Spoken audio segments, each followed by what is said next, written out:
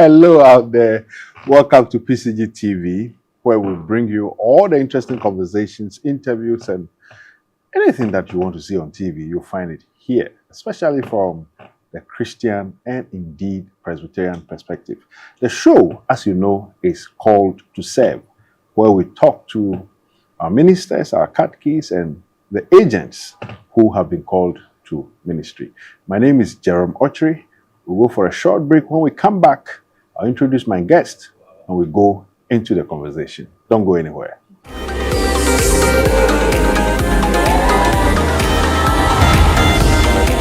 Welcome back. So, as I was telling you, the show is called To Serve on PCG TV. And today, we have a special guest. I say special guest because everyone who appears on this show is special. And I'm talking about one of our young, intelligent ministers of the Presbyterian Church of Ghana.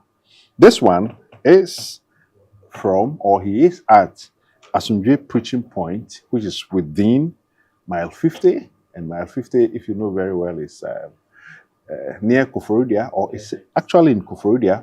He's also the director of the Klapim Presbytery Prayer Center. And I'm talking about Reverend Christian Fetor-Tsormana. Papa, welcome to PCG TV. Thank you, Papa. Thanks for honoring our invitation. You're welcome. And as you know, the show is called To Serve, where we look into the stories behind your call to ministry. But, normally we want to start from your background. Maybe how you grew up, your childhood stories, anything that you feel is worth sharing from your early days of life. Wow. So maybe I should start this way. Where were you born? Thank you. I was born in Koforidua. Okay. So I would say I'm a Koforidua boy, Cove Town boy. Yes. So although my parents are from the Volta region, I'm a Voltarian, but I was born in Koforidua. Yes, and I grew up in Koforidua. Okay. So in terms of schooling, then I take it that you might have schooled in Koforidua as well. Yes, I schooled in Koforidua, primary, JHS, SHS, and even tertiary. Oh, I see. In Koforidua. Then which schools are we talking about? Yes, here? So I had my primary education in Koforidua, Bonya. There's a place we call Bonya. Okay. Yes, so it used to be near the Bonya Presby Primary School. Okay. But now King of Glory Presby School. I know Nyerede. Yes. I've been there a couple of times. Yes. Way back. So, so we have Nyerede Trom, Nyerede Bonya, Nyerede Agavenya. So okay. Yes. Okay. So yeah, I know Trom, I know Agavenya. But you let's go on. Yes. So and then to SDA, JSS. It used to be JSS. Now JHS. Okay. Is it the one at Asokori? No. So this SDA is around the Koforidua Sports Stadium. Okay. Around Koforidua Sports Stadium. Right. Yes. So on your way to St. Dominic School. Okay. Yes. There's this SDA, and then from there to SSS. So SHS. To the Koforidua Secondary Technical as Koforidua Sectech. It's the best school in the world. Oh, the best school in the world. The whole world. Yes, the whole world. Mary Mama. Yeah, correct. Some bias here. I also went to Sectech, so you should understand why we are saying it's the best school in the world. We testify to that. Yes. Okay. So what did you study at Sectech then? Yeah, so I did general arts. I studied general arts, arts, yes.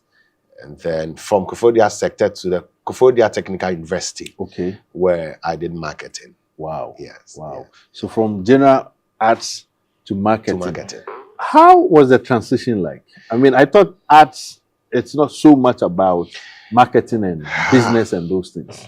Yes, so we were taught that for general arts, you can fit into almost all the areas. So and then we didn't also have enough knowledge about these things. So it is just an opportunity. We just applied and then we got it. So we didn't even know what marketing was all about. But with general art, we're thought to believe that you can fit into all the schools and for someone like you who have gone through basic level of education up to what I would call about the highest standards. I mean, talking about education in Ghana, how would you say your school life was? Some people don't have it easy learning. Some people will have it difficult from the beginning, and then at some point, they take off and progress nicely. How was yours like? Yes. So, with regards to school, I remember when we were in SHS, my English teacher would come to class after certain. So when we write the exams, he will come with the results, and then he will say that life at the top. Oh, okay. Life at the bottom, like they do in football. Exactly. The league table. Yes. Life at the top, life at the bottom, and then those who are intermediate in between. I am always table teams. Exactly. So I am always in between. Oh, okay. You call the people at the top, I am not there. At the bottom, I'm not there. So I am in between. So I would not say I struggled that much when I was going to school, and so that was it. We're just in between, and then the way you have come, and even from your, I mean, the way you look and the way you speak, I wouldn't say you were mid-table, but then clearly you were among the best. I like your modesty. Our one thing I like about our ministers is that they really let you see the Presbyterian modesty, because Papa might have been among the best, that he says he was mid-table. Okay, so then. For anybody watching this show, maybe for the first time, the assumption will be marketing. Then why ministry? Because I mean, the two might have, the two words start with M, but they're completely different worlds. So how or why did you migrate from marketing to ministry? Or you do both as we speak? Okay, so everything in this world needs to be marketed. I see. So I feel I am in the right profession, and I can easily use what I studied to help the ministry. Yes, so it goes hand in hand. As I said earlier, I didn't know much about it. I didn't know much about what I was going to do in the tertiary, as in the marketing. It was until I got there and I realized that, this is what marketing is all about. So so coming into the ministry, I feel it's been of a great help to me in the ministry, because nowadays, if you don't market your programs, if you don't market your church, you don't market yourself, we know we are in the 21st century. So people should know what you are doing. People should hear about the church so that they will be able to come. So I feel it is helping me in ministry. I mean, there is a saying I heard somewhere that for any individual to come up or to come out of life very well, the person might have had a good family background. How was growing up like in terms of family? Maybe you have a lot of sisters or brothers, or I mean, tell us about yourself this time with regards to your family. And maybe we look at it from the extended family point of view, then we narrow it down to the nuclear. Wow. My father gave birth to 12 of us. And I'm the 11th born of my father. So if it was a football team, you will be the 11th player. Exactly. And the 12 will sit on the bench. Exactly. Wow. Yes. Wow. So we are 12 in number. 10 guys. Ooh. 2 ladies. 10. I don't envy the ladies. Wow. And I am the last boy. Oh. Yes, because the last born is a lady. It's a girl. Yes. So my family, I wouldn't say that I came out of a rich family or I'm coming out of a rich family. but intermediate is fine for me. Papa is So the modesty is also showing here. You see, he always wants to stay in the middle, not to. yes. My father was a civil servant, Okay. a public servant. Okay. He used to work with the Internal Revenue Service, now GRA. Yeah. In Koforidua. In Koforidua. Yeah, I know that place. Very quiet place. Yes. Those yes. times. my mother didn't have any formal education. She was a trader. Okay. She was selling condo, cassava dough, and then yaka yaka. I don't know whether you've I know. Yes, yaka yaka. So some white, exactly, whitish.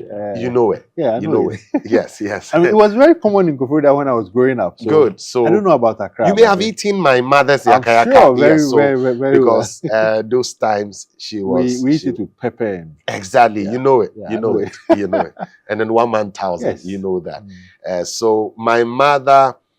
So let me say she was good at that. She was called yaka yaka ura. Mori ura, banchi mori ura. Yeah. So you know. Yeah, I know.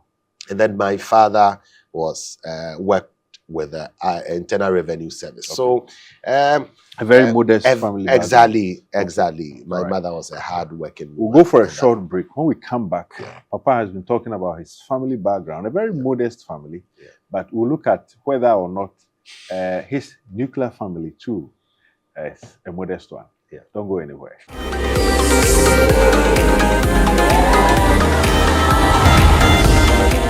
Stories come alive, voices are heard, and faith meets inspiration. This is PCG TV. From news to powerful sermons, from business spotlights to youth-driven conversations, we bring you content that informs and transforms. Do you need media coverage, live streaming, documentary and video production, or event coverage? PCG TV is your best stop. Call us today on 0257 353 533 and follow us on all social media platforms at PCG TV. PCG TV, in thy light, there is light.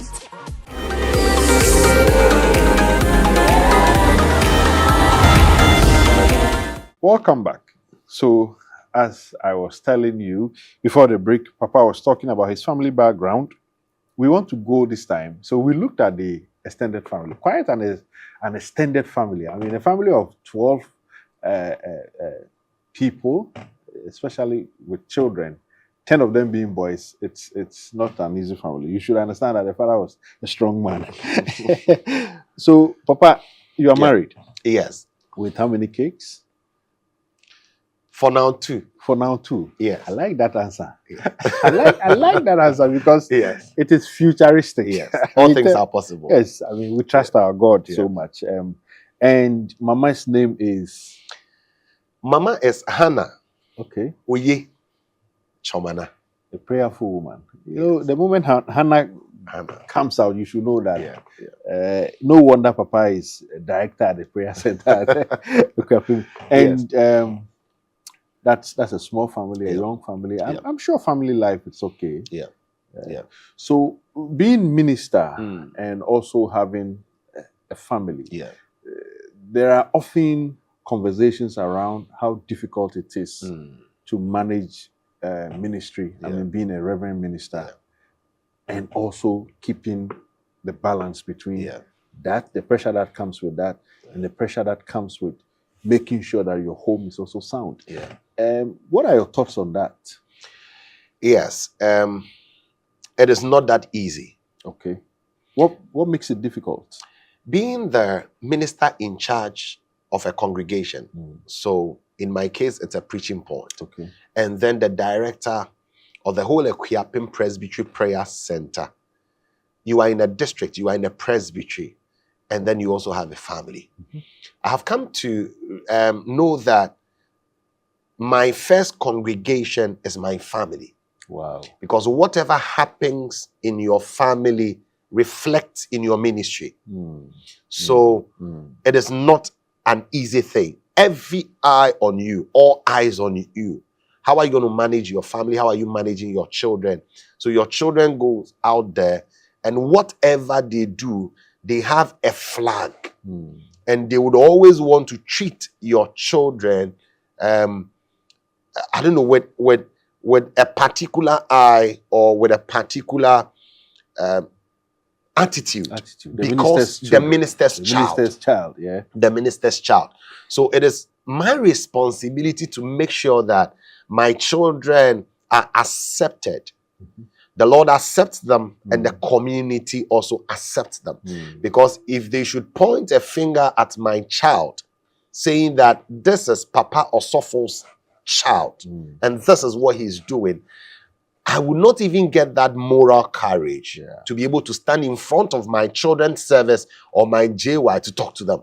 I like the bit about not having the moral courage to talk about, to talk to your congregants. Yes. There's a story my mom would always share with me. Those days when we were being stubborn, not going to church, and she would tell you, I am going out to call other people's children to church. So if I can't have mine in church, then I don't even have to be there. Exactly. So you see that as a moral check on you first. Exactly. Before you take that check on others. That is exactly. good So enough. it's not an easy thing. But the grace is sufficient. The grace is sufficient. Yes. What would be your advice for young ministers? And I use young advice as young in terms of those who are in ministerial training now and are yet to be commissioned, or even those who have been commissioned and are yet to be ordained, or anyone out there who feels called. What would be your advice in terms of maintaining this balance in ministry and then family life? Yes, so my advice to them is that, one, you should have a goal, you should have a purpose. And the purpose must align with the will of God. Wow. You should know where you are going. And then your purpose for coming into ministry should not be for self-aggrandizement or something. It is not to satisfy yourself. Yes. Because if you should come in, the ministry is a call. It's a call. So before I entered into ministry, I was an entrepreneur. As a marketer, I had my publishing firm and I was doing my printing here and there. So I was getting some good money from it. But you look back and it's like, now after preaching, I feel satisfied. I get this inner satisfaction. So it is a call.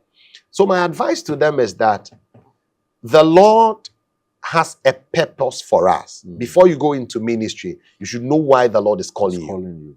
Great. You made mention of the sort of entrepreneurial work you were doing before you came into ministry. At this point, I want to find out, what then was the breaking point? When and how did you feel that maybe you are still doing that? Okay. Because I know there are 10 ministers here and there. But then at what point did you feel that, okay, I can take up ministry too? Okay. So I wasn't born into a Christian home. Okay. So my mother wasn't going to church. My father once a while would go. There's this funny thing that happened. So my father would say that he would only go to, my father used to say that when he goes to church, the following Saturday, he will win lottery. That's interesting. Yeah. So if I go to church on Sunday, the coming Saturday, Medi Lotto. Yeah. So you should know the kind of man I'm talking about. Yeah. So I wasn't born into that family. So growing up, there was nothing like ministry in mind. I never thought of it. I never dreamt of it. I had wanted to be a journalist. Wow. Yes, I had wanted to be a journalist. Marketing and journalism are quite so growing related, up, I wanted to be a journalist. But one funny thing happened. I think I was in the primary or JHS. Then there was this teacher we had. Thank God for Presbyterian institutions like Presbyterian schools. There's this teacher. When we come to school on Monday, she will come to class and tell us your memory verse. Wow. And I wasn't going to church. So I always felt embarrassed. I think that's a standard for most Presbyterian schools. I saw also growing up because I had a teacher. I think she's late now. Yeah. Madam Ellen Edusafo. Okay. Sunday, if you don't come to Sunday school, like you are not in church Yeah. at Ascension, Yes. forget it. Monday morning, you receive lashes. I So- was lashed a couple of times. Yeah. So she'll Wow. come to class before she starts. Mm, Tell us your memory verse. So I felt embarrassed. mm. So at a point, I told myself, okay, so let me just go to church. Yeah, so that you save yourself. I'll save myself. Yeah. God being so good, I went to church, and the day I went to church, I went to JY. Oh. You know JY, Yeah. and then you would have to learn the memory verse. Yeah. My first day in church, I came to church just to learn memory verse. Mm. So that Monday you So are that Monday- save the trouble of being beaten or I studied it. One thing I love, Sister Tio, I don't know where she is now, JY teacher. So we learned it, and she was like, anyone who can say it alone without looking on the board. Quickly, I raised my hand. I turned my back and I said it. And Sister Tio was like, wow, first timer. Then I realized that, there is fans in the church. Can you hear fans? So Sunday morning, I am first to be in church. I am not listening to the preaching. I don't care about the praises. Memory verse. Great. And that I developed the interest in the things of God. I started learning. I started going to church, going for singing competition and quiz and all that. So that was when my interest in the things of God started. I see. Yes. That is beautiful. Yeah. Papa is really taking us on a proper ministerial journey, Yeah. telling us about how he got into it. We will go for another break. When we come back, I would like to know how ministerial training was like, and then we'll look at two more things, and we'll call it a show. Don't go anywhere.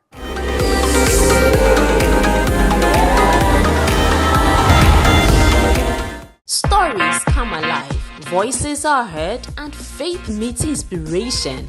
This is PCG TV. From news to powerful sermons, from business spotlights to youth-driven conversations, we bring you content that informs and transforms. Do you need media coverage, live streaming, documentary and video production, or event coverage? PCG TV is your best stop. Call us today on 0257 353 533 and follow us on all social media platforms at PCG TV. PCG TV, in thy light, there is light.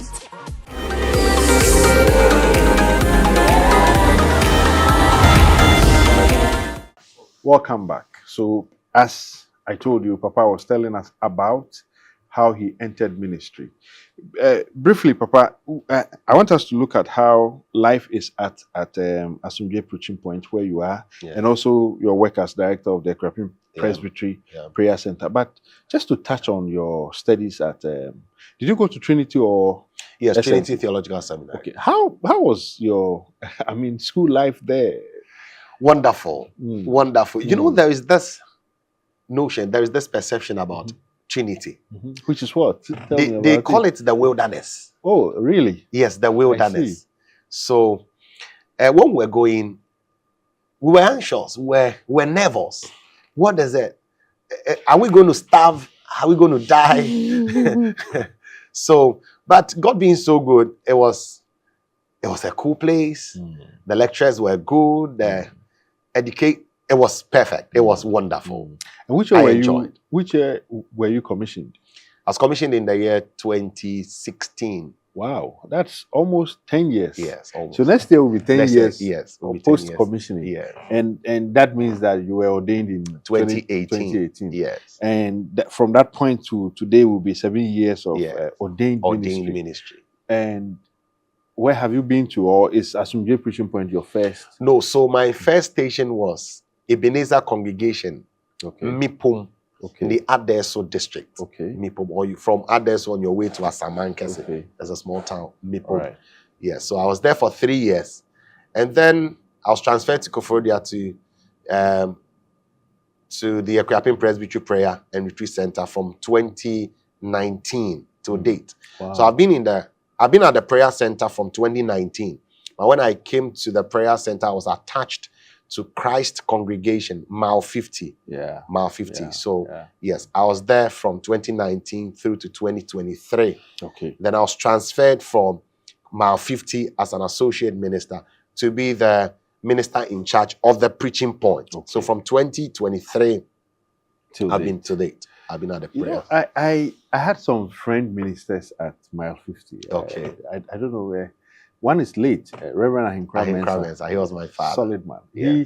He brought some of us up Oh, in the Lord. great. He was a Wonderful. solid man. And then the current one, who is a lecturer, I think he's left the Reverend Asari Labi Asari. Okay. He's been there around Okay. Okrasi, All right. thereabout. Yes, Okay, he's there. He's at Okrasi. Now, Yeah. okay, great. Nelson. Nelson Yeah. Asari Yeah. Labi. We call him Apostolos. Apostolos. Wonderful. A very intelligent man. Very. Wherever you are, Papa, I greet you. Very. So how is life at the preaching point? Not a congregation yet, Yeah. but I'm sure things are going on well. By his grace, by the grace of God. Yeah, so we don't have the numbers, Okay.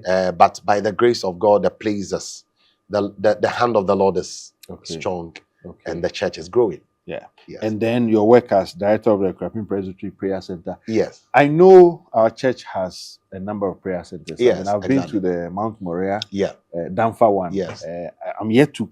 I think I've been at the Equiapin Prayer Center before with my Okay. mom. I don't remember so well. Okay. But then, exactly what do you do as director of the prayer center? Okay. So I coordinate the activities there.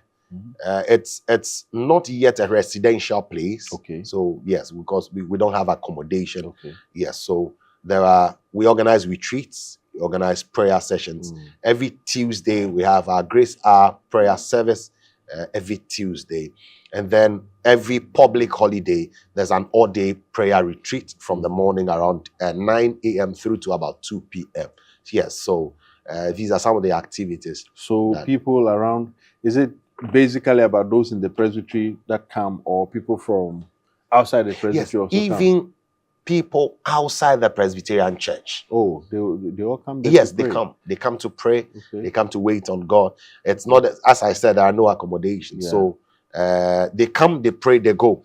Exactly where is it within the Yes, so Equiapin Presbytery? coming from Mamfe, Ebri Mamfe, you get to a town called Okrasi. Yeah. That is, you are nearing Koforidia. So from Okrasi to Koforidia, you get to a junction called Junction 5. Okay. Yes, so from Okrasi to Koforidia, Junction 5 is on your left.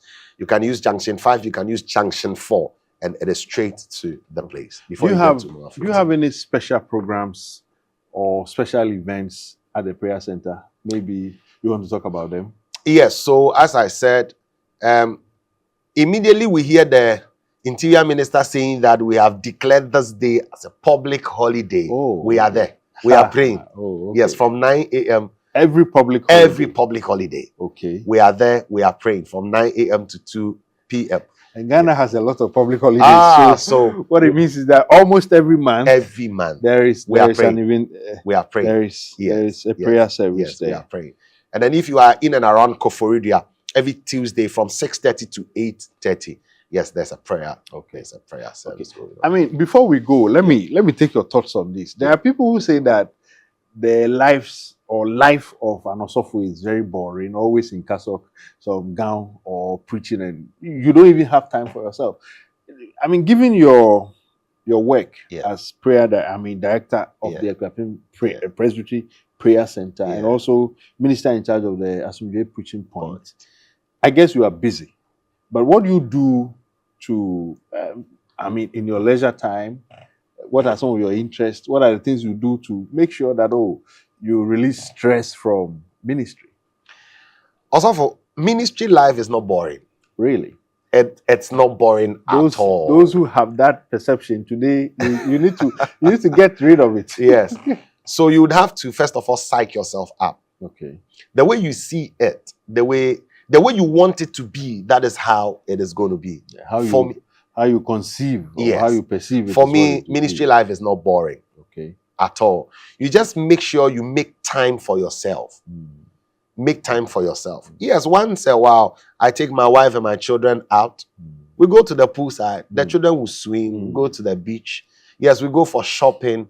When you come, sometimes I'm in my shorts. Yeah. I go for my walk.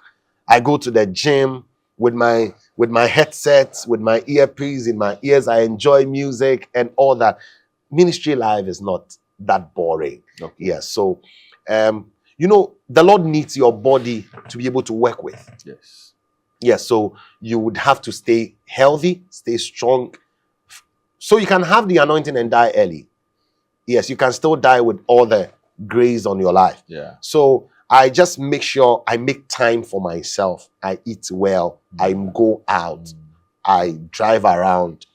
My children are all around me. I like that the is parts you talk about. I mean, health. You know. Yes. I mean, ministers are so stressed sometimes that care for themselves becomes difficult. You know, it's something that for those of us coming up, we need to tap into Papa's wisdom and the blessings he has. Because look, I've been looking at him, stealing glances, and you can clearly tell that this is a healthy man. And the grace is all over him. Papa, maybe a word of encouragement or message for your people at the prayer center and also your preaching points. Yes, so may the peace of the Lord be with you once again. So this is your humble servant, the Reverend Christian Fetor-Tsormana. If you are in and around Koforidua, I especially invite you to join us at the prayer center this and every Tuesday from 6 p.m. to 8 p.m. for our prophetic grace hour service, and your life would never be the same.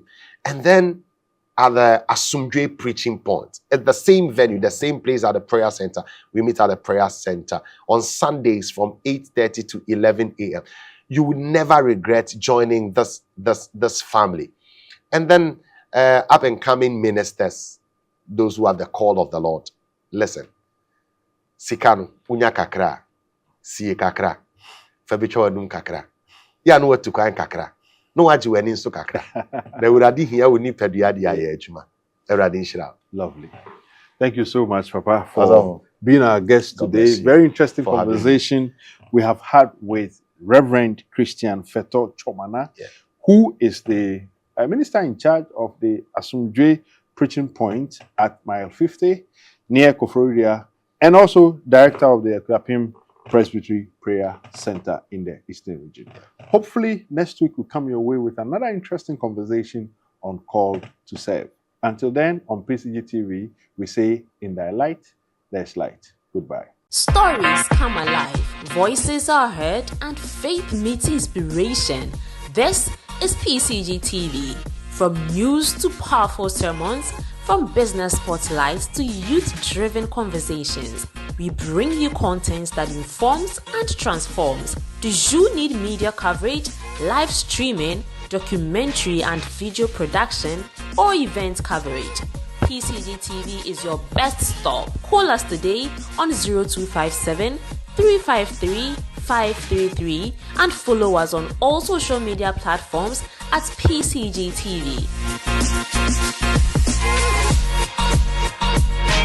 PCG TV, in thy light, there is light.